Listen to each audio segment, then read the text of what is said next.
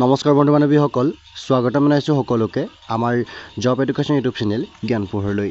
বন্ধু বান্ধৱীসকল পুনৰ আজি আপোনালোকৰ বাবে এই ভিডিঅ'টিত অসম চৰকাৰৰ ফালৰ পৰা মুকলি হোৱা পুনৰ নতুন চৰকাৰী চাকৰি খা খবৰ লৈ আহিছোঁ যিটো খা খবৰ আছে আপোনালোকৰ পৰিবহণ বিভাগৰ ফালৰ পৰা হয় বন্ধু বান্ধৱীসকল আসাম ট্ৰান্সপৰ্ট ডিপাৰ্টমেণ্টৰ ফালৰ পৰা পুনৰ আপোনালোকৰ নতুন চাকৰি পদ মুকলি হৈছে যিখিনি পদৰ কাৰণে আপোনালোকৰ আবেদন প্ৰক্ৰিয়াটো এই মাহতেই আপোনালোকৰ আৰম্ভ হ'ব গতিকে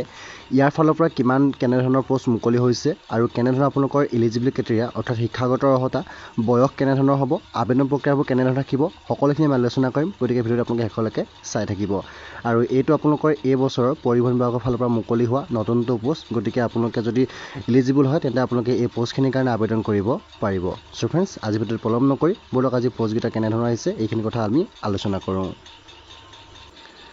চ' ফ্ৰেণ্ডছ আসাম ট্ৰান্সপৰ্ট ডিপাৰ্টমেণ্টৰ ফালৰ পৰা আপোনালোকক পুনৰ নতুনকৈ পোষ্ট মুকলি কৰিছে যিখিনি আমাৰ ট্ৰান্সপৰ্ট ডিপাৰ্টমেণ্টৰ আণ্ডাৰত থাকিব আৰু ইয়াতে আপোনালোকৰ টোটেল ২৭টাকৈ এনফৰ্চমেণ্ট ইনস্পেক্টৰ পোষ্ট মুকলি কৰিছে যিটো আমাৰ EI বুলি কোৱা হয় যিটো পোষ্ট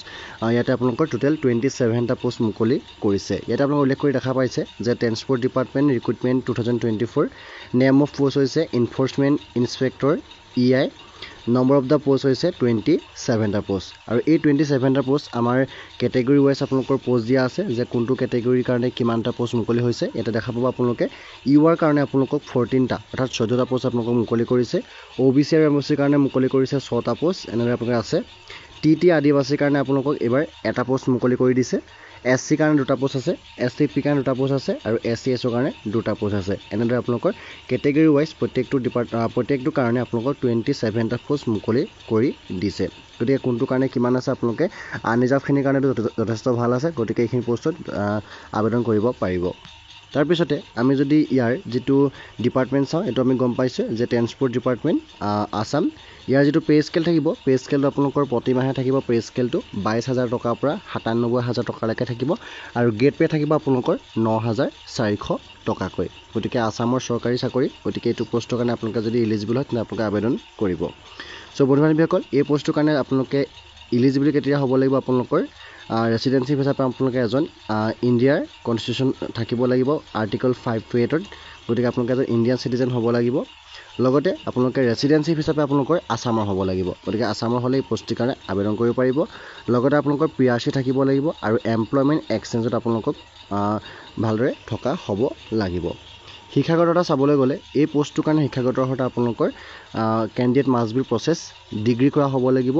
আৰ্টছ আৰু ছায়েন্স বা কমাৰ্চৰ ফালৰ পৰা যিকোনো এখন ৰিকগনাইজ ইউনিভাৰ্চিটিৰ ফালৰ পৰা আৰু লগতে উল্লেখ কৰিছে বা যদি আপোনালোকে 12 পাছ কৰি থৈছে তেতিয়া আপোনালোকক 3 বছৰ ডিপ্ল'মা লাগিব অট'মোবাইল বা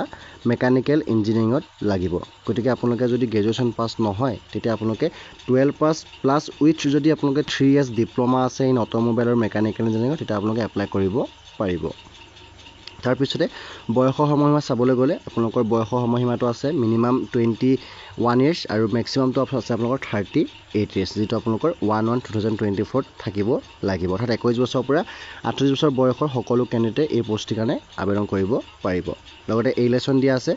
SC আৰু ST খিনিক 5 বছৰ দিয়া আছে OBC MOC দিয়া আছে তেওঁলোকক 3 বছৰ এবাৰ ইয়াৰ আবেদন ফিজ এবাৰ আছে আপোনালোকৰ জেনেৰেল EWS কাৰণে 297.20 টকা আছে SC ST OBC MOC কাৰণে 197.2 আছে BPL কাৰণে 47.2 আৰু পেমেণ্টবোৰটো আপোনালোকে অনলাইন মাধ্যমৰ যোগেদি কৰিব লাগিব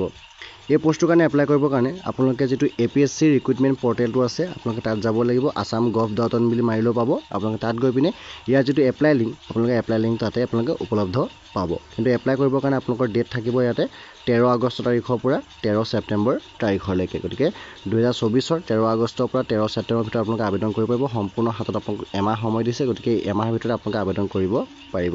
চ' গতিকে বন্ধু বান্ধৱীসকলে যদি অফিচিয়েল ৱেবছাইটটো বিচাৰিছে তেন্তে আপোনালোকক আমি ডেছক্ৰিপশ্যনত ইয়াৰ লিংকটো আমি উপলব্ধ কৰিম গতিকে আপুনি লিংকটোত ক্লিক কৰি পিনে ইয়াৰ নটিফিকেশ্যনখন আপোনালোকে ভালদৰে চাই ল'ব পাৰিব গতিকে বন্ধু বান্ধৱীসকল